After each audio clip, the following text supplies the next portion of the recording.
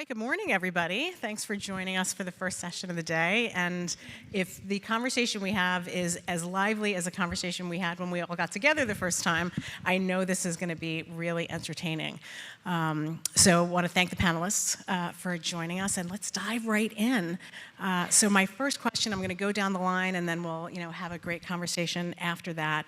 Is tell us who you are, where your company is, and what's the one unpopular, or controversial opinion you have about company culture that you wish other people felt. So I'll share mine first, which is people confuse happy employees with engaged employees, and you can have a happy, disengaged employee, and that may be the worst person in your company.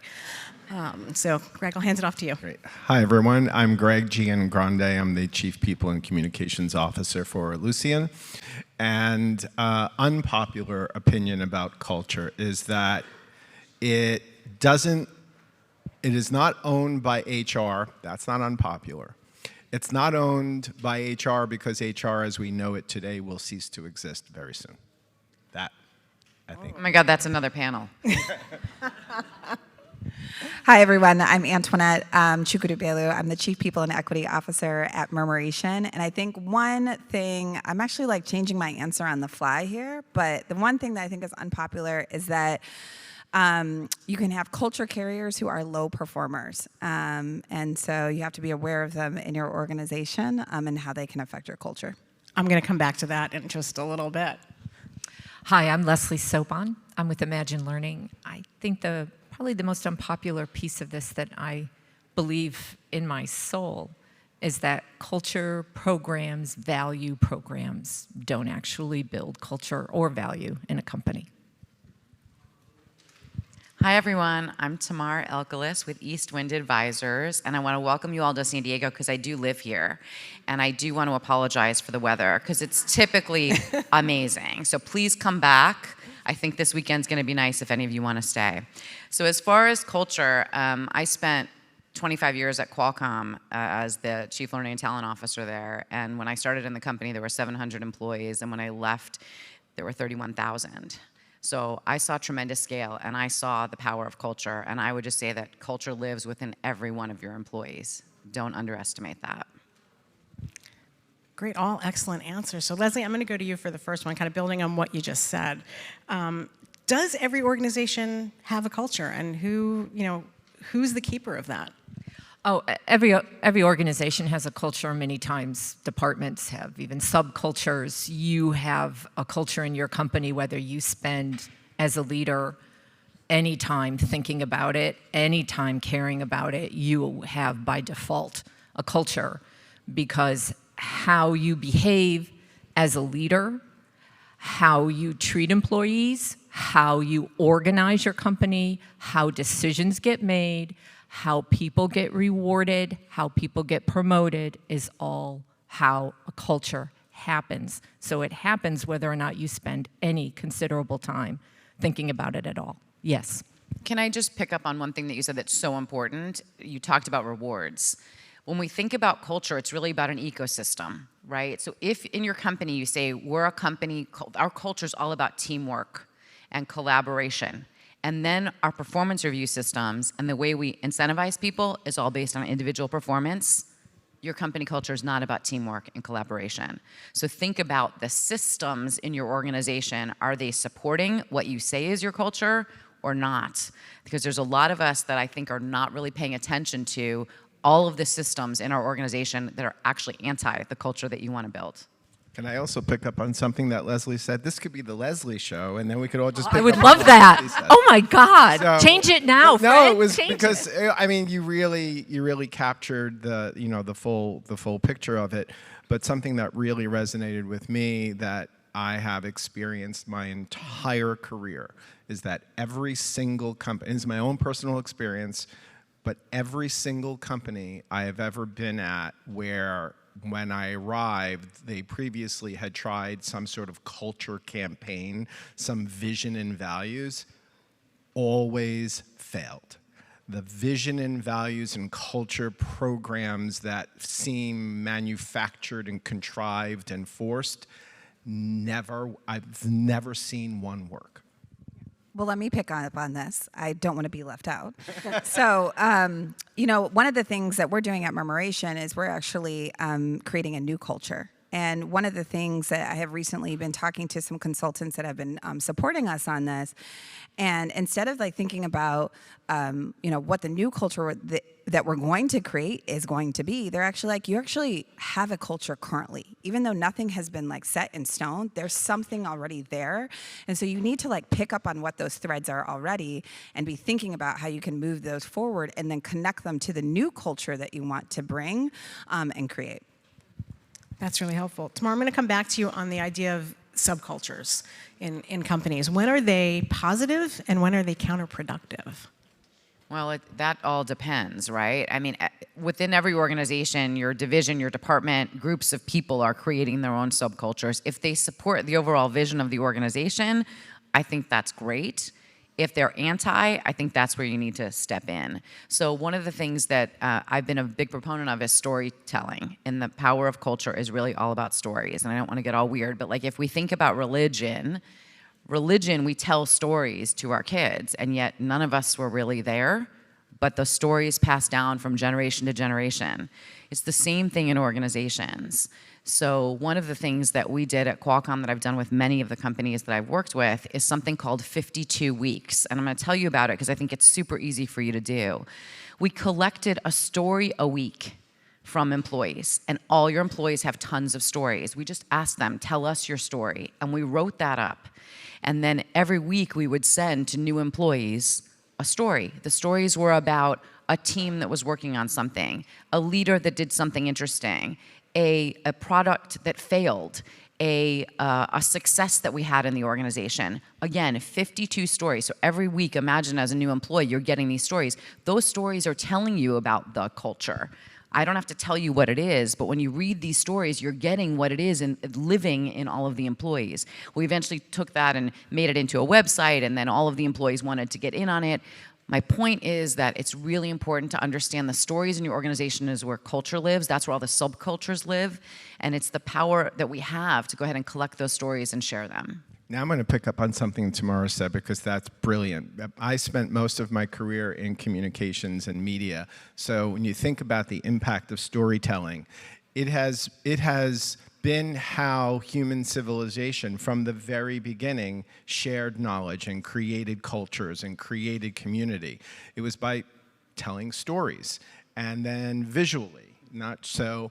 And we have built that into all of our learning and development and having leaders tell stories. And we do it on different platforms, whether it's podcasts or video or written stories or in live sessions. But we incorporate into all of our learning everyone telling their story without it being, oh, we're on a story culture campaign. We just make it much more organic, and it immediately authentically, organically starts to create connection, and those connections lead to community, and those communities lead to culture, and the more vulnerable you are telling stories, then the more authentic that culture becomes. I think it's important we don't let leaders off the hook on culture.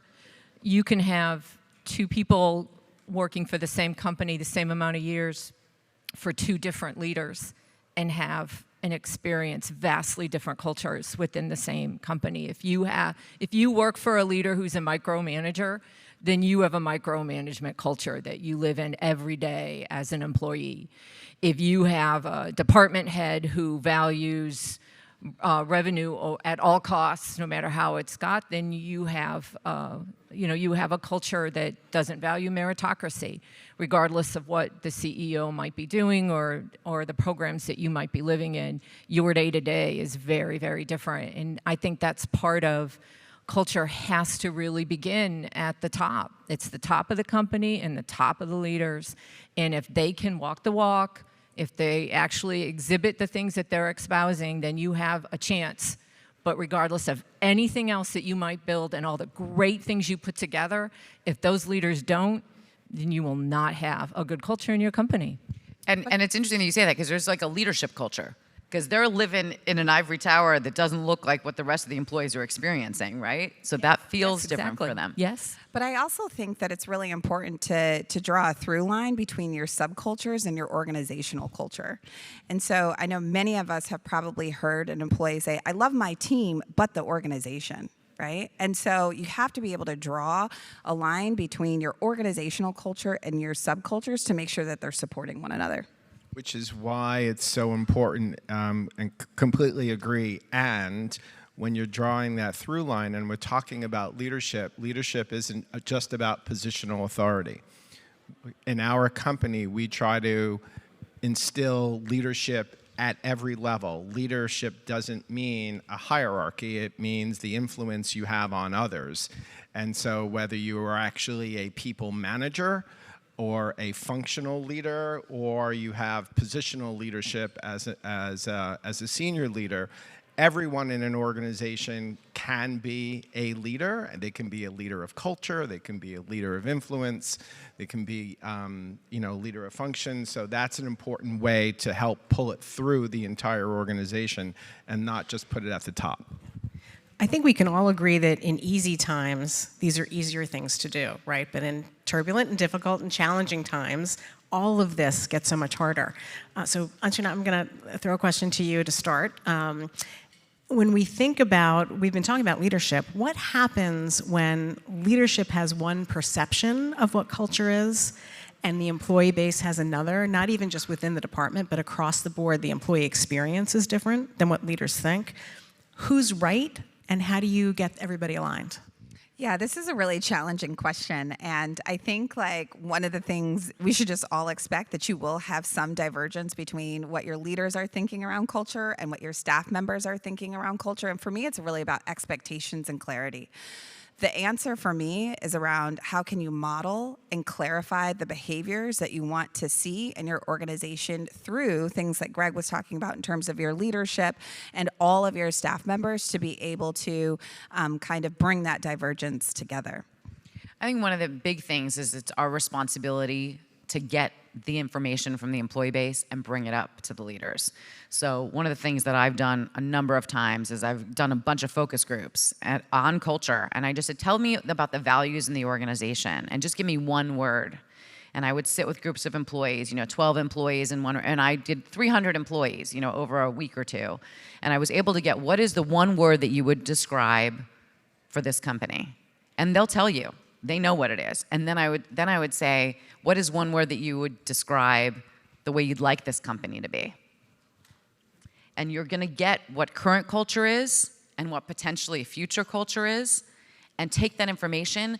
I'll tell you, most of the time you're going to get 80% alignment on the words, because employees get what it is. And those values, how they describe their experience, that's culture. And I take that and I share that with leadership teams, and executives are like, oh my God, that's not what I expected, or that's exactly what I think.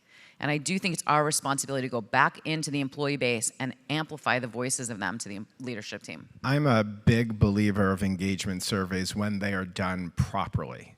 Too many companies ask for feedback, but then they're not transparent about what that feedback is, and then they don't act on it. But when you empower employees and you create a safe environment for them to really speak their truth, then there isn't as much divergence, because your culture is not what the leaders, positional leaders, say it is. It's what the employees say it is. That's what your culture is.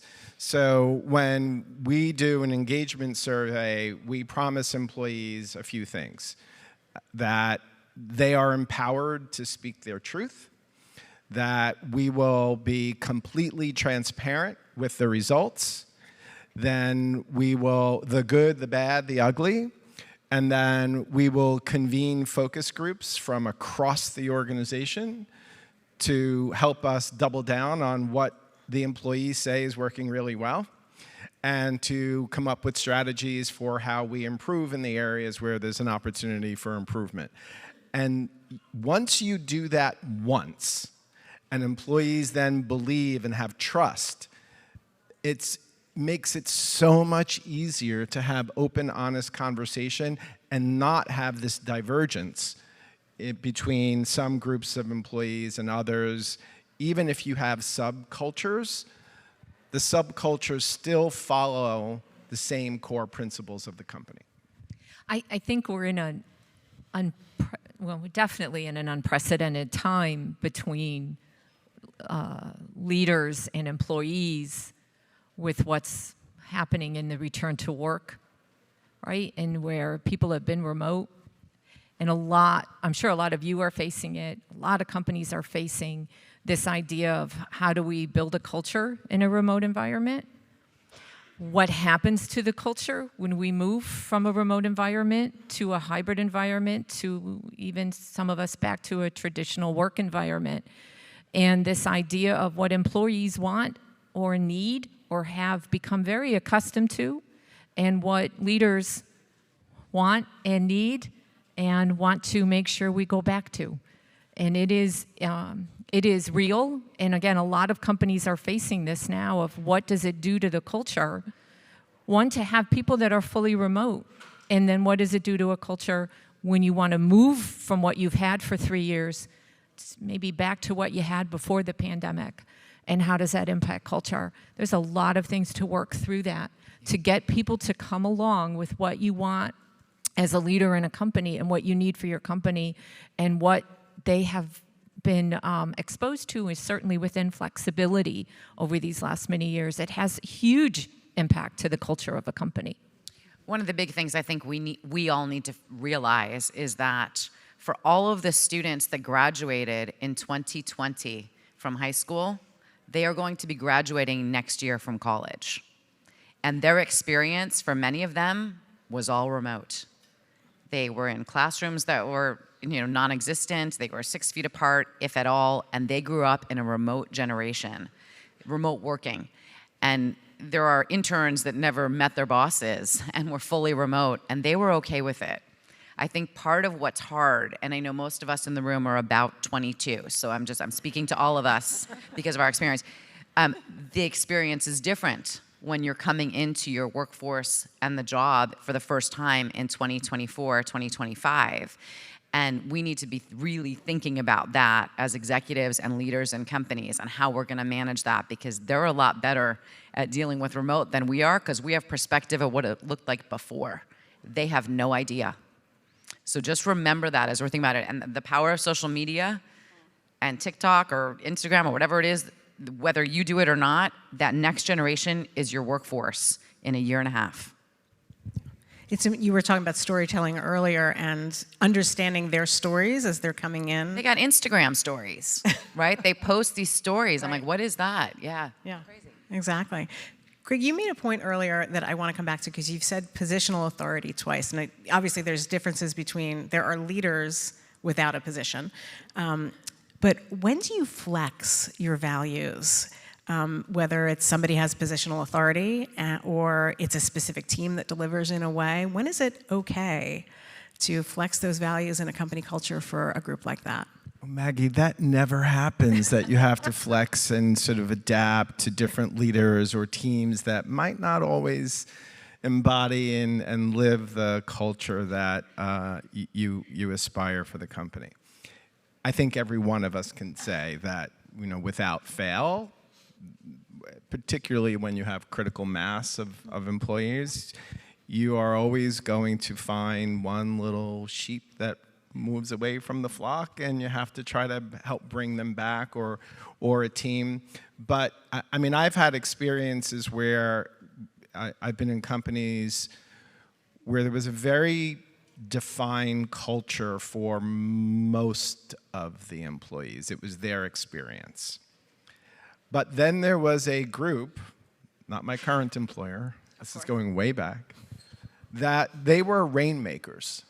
I mean, they brought so much revenue and so much notoriety to the company, and they behaved in a way that was in conflict with the company values and culture. It was not easy being the head of human resources and trying to navigate that, but we on the executive team wrestled with that all of the time. How can we go out there and say that we are this or we value that when everyone in the company knows that that person over there does not act and live those values. And everyone knows the reason why that we allow that behavior is because they bring in a ton of revenue, or they're wildly creative, or they are just in some way awesome at what they do. And so there's a calculus that a company does. The cost benefit, how do we manage that? How do we rationalize it? How do we explain it? And I've always been the person in the room that says, we can do all of that, but at the end of the day, it's bullshit. Like, we can't say we have a culture for 95% of our employees or 99%, but if you bring in a lot of money, then you don't have to worry about that. So let's just be honest that we are rationalizing it, and we've made that calculus, and we just have to accept that. Or to be bolder and braver and say, nobody is that good. Nobody is irreplaceable. No one can undermine the culture of a company. No one's worth it. Because what you lose is your credibility as a CEO. What you lose is your credibility as a CHRO. You just can't talk about culture if everybody sees this example that's anti what you've been espousing. And the best thing, and then I'll shut up. The best thing is when you have such a strong culture that you have organic organ rejection, where the CEO or the CHRO doesn't have to point someone out or pull somebody aside. And of course you do as much coaching as you can, but when the organization says, we feel empowered to say, that's not okay. I don't want to work for you. I don't have to listen to the way you act or talk. And when the organization, that's when you know you have a really strong culture, is when it's organ rejection and then you let it take care of itself, and that's incredibly powerful. Unfortunately, we have seen a lot of bad behavior in organizations over the past couple of years. And so I would say that we cannot tolerate, if there's an ethical issue, if there's a lack of equity and diversity, if there is a bad behavior around sexual harassment or harassment of any kind. I mean, I think we've gotten tougher on that over the past couple of years, which I'm glad that we've done. But I do think it's all about employees self-policing the other employees, like you said, Greg. I think that's really important, that you create a culture where it's okay to say that behavior doesn't exist here anymore. The bright line is easy, of course. Any kind of harassment, any kind of violation, it's the gray area when it doesn't cross into that, where it becomes harder. Yeah. I have 4 children, and so one of the things that I have been thinking a lot about is modeling. And they are always watching you and what you do, and they pick up on everything that you're doing. And it is the very same in an organization.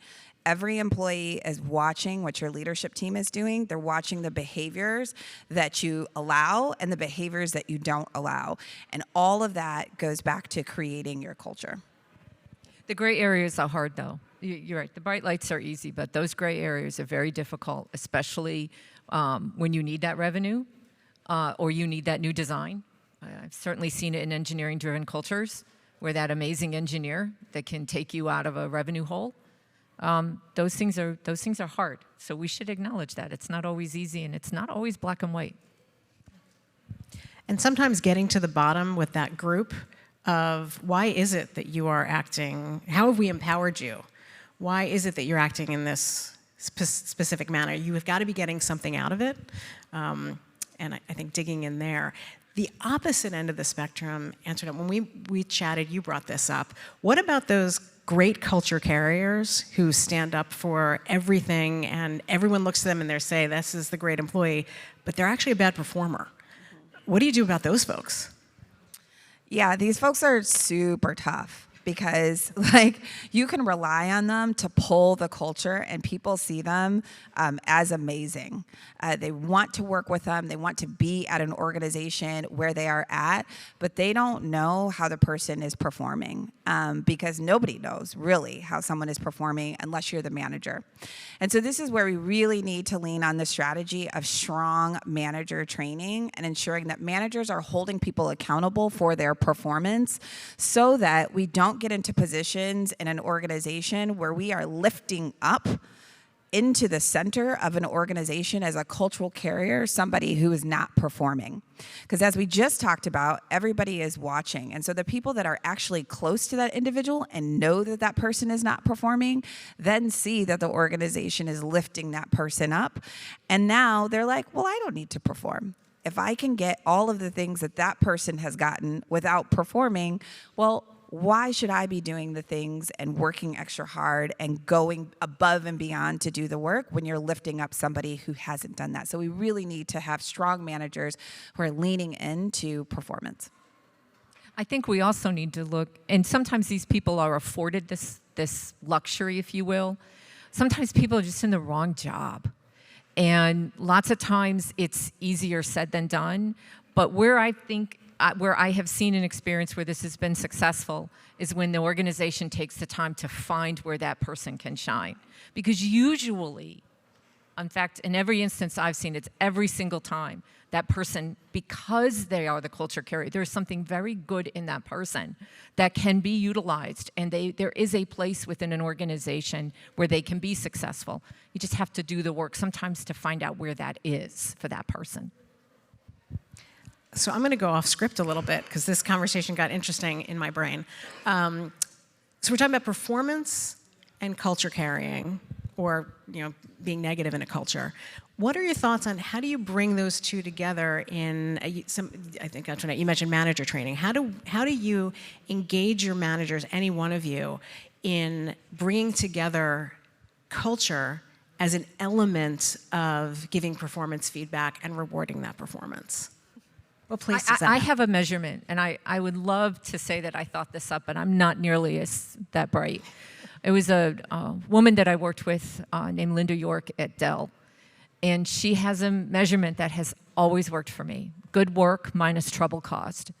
And if that person's a positive, then they get to stay in the organization. And it's never, ever, ever failed me. How do you evaluate trouble caused? That can be subjective. How much trouble? But still, it is 1 to 10. Interesting. Now, so we talked a lot about sort of the internal piece, but we've all been experiencing external stressors in the past few years on cultures. So Leslie, I'm going to start with you actually this time. And when do you pivot your culture or change it or evolve it based on what the external markets, whether that is a change in your business or across what we've all experienced in the past couple of years? How do you let that influence or don't let it influence what company culture is? Well, I think I can, and this is probably a good way to talk about it, especially here at this event, acquisitions. Many times you just have to face the fact that you are acquiring on a company that has a vastly different culture than you have. And you can either swallow them up, and I've seen that happen, or you can decide to kind of pick and choose what's worked well for them.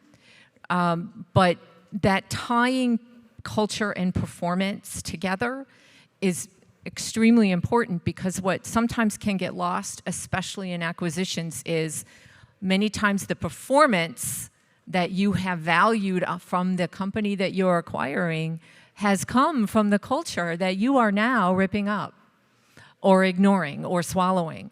And then you turn around and you go, well, wait a minute, they're not performing. And I think that taking various cultures, and again, as you acquire, and maybe you acquire more and more, how are you going to handle that? How are you going to handle a founder that's no longer running their founding company, but they're still there? How are you going to handle a set of people who have worked blood, sweat, and tears for that founder who has now sold and left. It leaves a lot in terms of really showing you that connection between performance and culture is through acquisitions, and how important that is. And most acquisitions fail, primarily because there's a mismatch on culture. So I've done a lot of acquisitions and integrations, and one of the big things that I did is created a culture audit, and I suggest that you guys do that in your own companies. If you have all of the cultural elements that you have for your own organization, that you kind of create it on a dichotomy. So if you're all about, teamwork, and then it's individual, and you create this line, and when you're talking to and doing your due diligence, ask employees or leaders to put a hashtag on where they are on the line. And you'll start to see where you're going to have big barriers in acquisition integration, and know them before you actually do the deal, so that you can start to really think about where is the rub and what is it that we're going to be able to do to make sure that this is successful. Because most of the time you're making big investments, not just in products and technology, but in people, and it's not going to work. So creating a culture audit, kind of putting your values on one side, your culture on one side, the words that you just use to describe it, and then the opposite of those, and start handing that out and see where your issues are, is hugely important. And then I think when we're talking about external factors, we're talking about things like acquisitions, and we're talking about things that are happening in the world. And so I think it's really important, and one of the things that I always like to remember is that an organization is actually made up of individual humans. An organization does not exist if you do not have humans and individuals working in it. And so with that comes all of the things from your own individual backgrounds, from your own histories and cultures. And so you are affected by those things like COVID. You're affected by racial injustice. You're affected by environmental tragedies, and you bring that with you into the workplace every single day. And so external factors always affect culture in your organization. And so as an organization, you need to think about where you're going to acknowledge it from an organizational perspective, and then in other places, you'll acknowledge it from a personal perspective, so that individual knows that you care about them as a person, but that you as an organization are not always constantly watching the news. See, I think the external factors don't necessarily change the culture. They might change priorities. They might change metabolism, right? You could be in a mature state and then feel like, okay, now we need to accelerate transformation and have a different metabolism. But how we're defining culture, kind of values and how we interact and how we make decisions, and who and how we promote, and all the things we mentioned before, those shouldn't change because of the dynamics of the external factors, because you could be changing culture every year then. So the way I think about culture is what's enduring regardless of what's going on. What's enduring, whether it's turbulent times or whether it's easy times. And it's during turbulent times that your foundational culture that you've been really working on that's when you'll see how successful you've been, because it's the pressure test. It's easy to get along when the company is very successful and we're hiring and promoting and giving raises and increases, but what about when it's a really difficult time or when you have to change lots of roles? So I don't see culture as very dynamic. I see it as foundational, and then everything else can change around it. I think it can really give employees, too, when there's uncertainty everywhere else in their lives. If you have a strong foundation of culture, when they're walking through the door at work every day, there's a consistency there. I know in this place, I know what I can expect here, while they've got uncertainty everywhere else. But they're not necessarily walking through our doors anymore. They're staying behind their own doors at home. And when we met, I was struggling with the idea of, if we've always been geographically diverse in our company, what's the big deal if everybody's remote? What are we losing? And Tamar, I think you really challenged me to think about the difference between geographic dispersity and remote. So can you talk a little bit about that, and others jump in? Yeah, a remote is a culture in and of itself. Your remote employees have a culture that looks different than your employees that are in the office. So I do believe that, for example, cultures in a country can sometimes trump your company culture.